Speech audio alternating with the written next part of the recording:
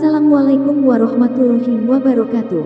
Allahumma sholli ala Sayyidina Muhammad wa ala ali Sayyidina Muhammad. Pemirsa yang dirahmati Allah, marilah kita simak ceramah dari Ustadz Dasat Latif dengan tema Kenapa Kita Takut Mati. Sebelumnya marilah kita perbanyak sholawat minimal 1000 kali sehari, agar hidup kita penuh barokah dan mendapatkan syafaat kelak. Jangan lupa berikan dukungan kepada channel kami dengan memberikan super thanks seikhlasnya. Marilah kita doakan semoga Ustadz Dasat Latif sekeluarga dan para penonton YouTube ini diberikan kesehatan dan diberikan kebahagiaan dunia dan akhirat. Amin ya robbal alamin. Tapi kenapa kita takut mati? Karena kita tahu, kita yakin banyak dosa. Coba kalau datang malaikat tawari saya, Dasat, sebenarnya kau mati 2030. Tapi kalau kau mau mati sekarang, diampuni semua dosa-dosamu. Langsung saya jawab, cabut saya sekarang, yang penting tidak ada dosa. Daripada masih ditambah 2030 tapi banyak dosa. Maka Bapak Ibu saudara-saudara sekalian, doa agar kita bisa menghadapi sakaratul maut dengan baik. Kita lihat di medsos, lagi sepeda mati, ada yang lagi jogging mati, bahkan ada yang lagi selingkuh mati. Itulah makna dari ayat ya ayyuhalladzina amanu taqullaha haqqa tuqatih wa la tamutunna illa wa antum muslimun. Jangan kamu mati kecuali matimu dalam keadaan beragama Islam. Nah, bagaimana agar kita bisa mati dalam keadaan beragama Islam? Ini yang ingin saya sampaikan. Sebab banyak di antara kita sudah tua. Orang Bugis bilang matoa nih kejili-jili mopi. Sudah tua tapi tidak sadar-sadar. Selalu dimakan oleh hayalan, masih lama kau mati. Padahal tidak ada orang janji, masih lama dia mati. Selalu kita dengar, meninggal ini, masa sih? Saya masih ketemu minggu lalu. Ya kan sering kita rakas itu, meninggal ini, masa sih? Masih ada di WhatsApp kemarin. Itu sering. Tapi yang jarang, bagaimana kalau kita yang meninggal?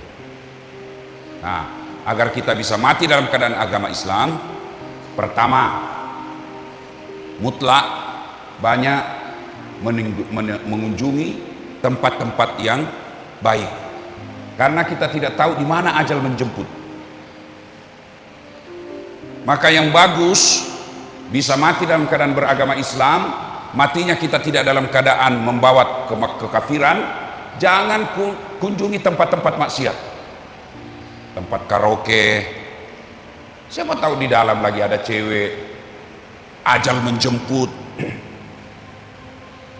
Tempat-tempat maksiat biliar yang di dalamnya ada minuman keras, restoran-restoran yang ada minuman keras, ada khamar di dalamnya, bisa membuat kita matinya dalam keadaan membawa kemaksiatan. Hindari tempat-tempat maksiat. Kita tidak tahu ajal di mana menjemput. Maka sebaliknya, kita datangi tempat-tempat ibadah. Kita datangi tempat-tempat yang berbuat kita dekat dengan Allah. Pengajian. Mudah-mudahan kita dalam dengar ceramah seperti ini, ajal menjemput. Kita datang berjamaah di masjid. Itu di Makassar. Ada orang, sahabat saya, lagi khutbah Jumat. Antara khutbah pertama, khutbah kedua, dia istirahat. Dah enak dia rasa, meninggal dalam keadaan khutbah. Ada juga orang yang meninggal dalam keadaan sujud. Maka saudara-saudaraku, terutama bapak-bapak ini, yang sudah muka-muka sakaratul maut, ya, rajin-rajinlah ke masjid, ke tempat-tempat pengajian, mengaji. Mudah-mudahan dalam keadaan kita membaca ayat suci Al-Quran, Allah menjemput kita. Na'udzubillah min zalik. Jangan sampai adik-adik ini yang suka sepeda, yang suka olahraga, futsal, itu kan biasa orang kena serangan jantung, gagal nafas, kehabisan nafas. Silakan olahraga, tapi jangan kelihatan aurat. Silakan naik sepeda, tapi jangan kelihatan pahamu. Karena kalau laki-laki kelihatan paha itu sama hukumnya perempuan tidak pakai jilbab. Ada yang bilang, kan tidak ada nafsu lihat paha saya. Siapa bilang? Siapa tahu ada janda-janda tua sudah lama tidak lihat paha. Bisa jadi. Yang anak-anak naik sepeda, nah, mudah-mudahan di sini tidak. Kalau di Makassar, di kota-kota besar itu sepeda kalau hari libur celananya sempit. Lihat orang-orang sepeda kan, bajunya sempit, celananya sempit sampai kentara itu di depannya. Masa kau ketemu Allah meninggal kamu kelihatan seperti itu? Kau menghadap saja sama pejabat pakaian begitu dianggap tidak sopan. Maka olahraga penting, tapi jangan berpakaian yang mempertontonkan aurat. Yang berikutnya, meninggalkan tempat-tempat maksiat, datangi tempat-tempat yang baik, supaya kita dalam keadaan tempat yang baik. Kita ajal menjemput. Jangan sampai kita lagi maksiat, tempat-tempat hiburan yang ada di dalamnya maksiat, Allah menjemput. Nauzubillah min dzalik. Kan sering juga kita lihat kan, ada orang lagi di tempat karaokean, ada khamar di sampingnya, kena kebakaran itu gedung, tidak bisa keluar. Nauzubillah min dzalik. Yang berikutnya, bertemanlah orang-orang soleh, berteman orang-orang baik. Karena kalau bapak ibu berteman orang baik, biasanya yang dikunjungi tempat-tempat baik. Saya jalan sama bapak, datang ke tuan ini, tidak mungkin lagi siang-siang, di mana tempat karaoke yang bagus? Pasti dia bilang orang, ustaz apa itu? Ustaz kajili-jili. Ya kan? Orang kalau teman dengan baik, Nabi memberikan ilustrasi. Nah ibu bapak, saudara-saudara sekalian, tadi supaya bisanya kita wafatnya dalam keadaan membawa keagamaan, dalam keadaan husnul khotimah, ya, datanglah tempat-tempat yang baik, hindari tempat-tempat maksiat. Yang kedua, berteman dengan orang-orang soleh. Nabi memberikan perumpamaan.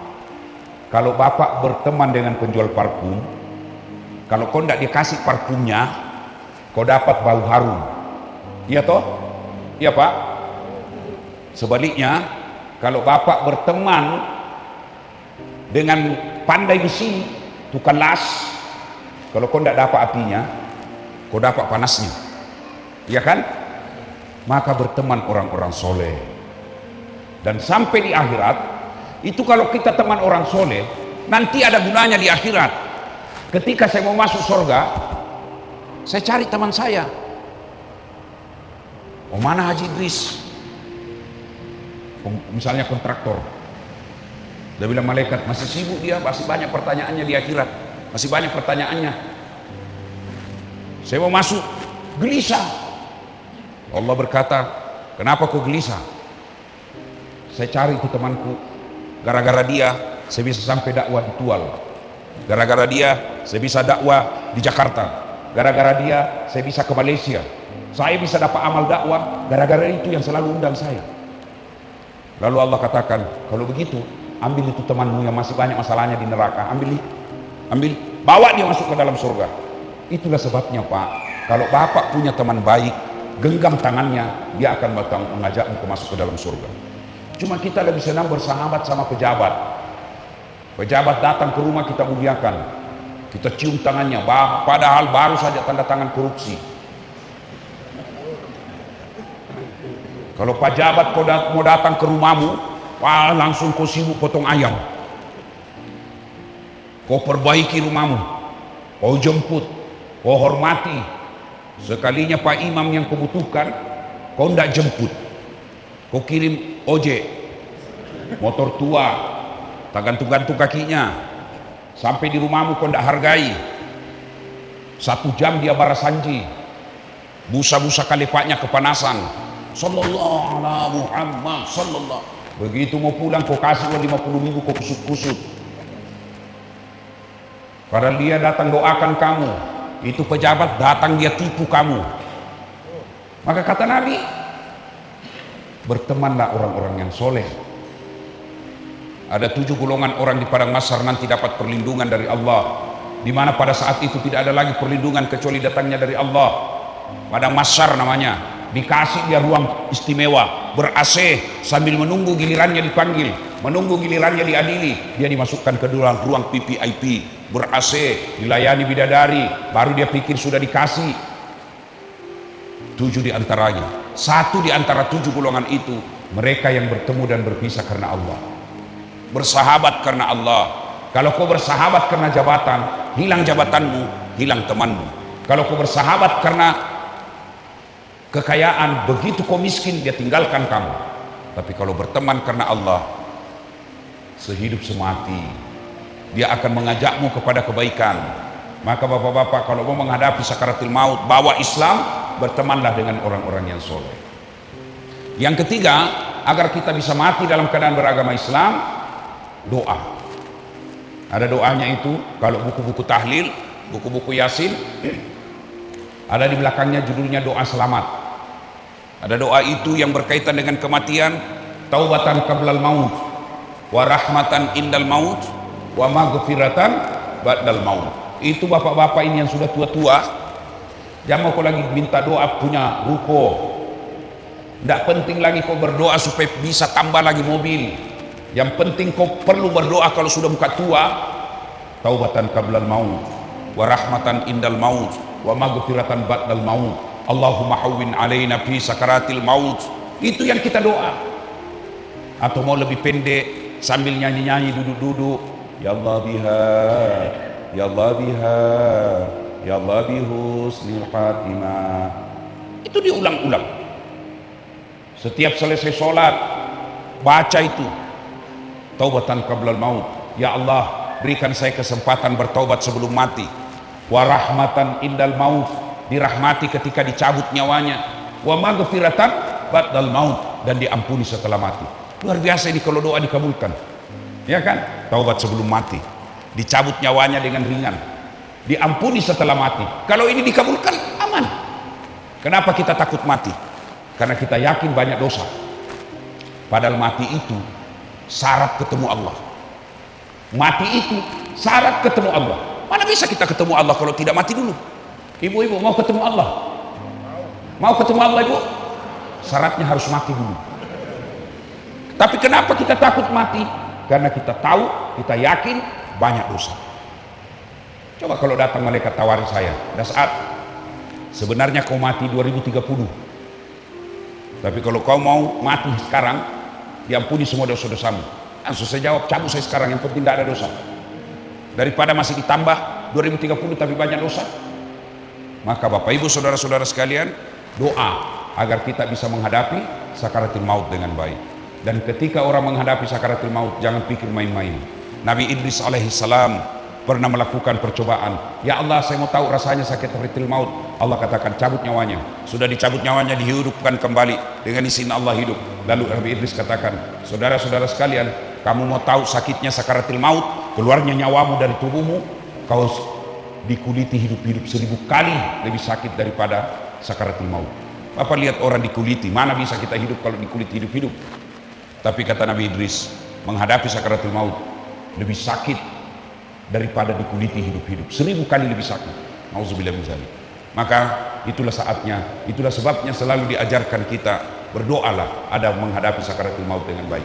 Bapak Ibu saudara-saudara sekalian, saya mohon maaf suara saya sudah mulai gangguan ini dan saya harus pulang nanti dari sini langsung lagi ke Kalimantan Timur.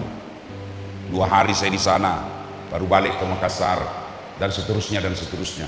Kalau saya paksakan hari ini hilang suara saya, banyak orang yang jadi rugi.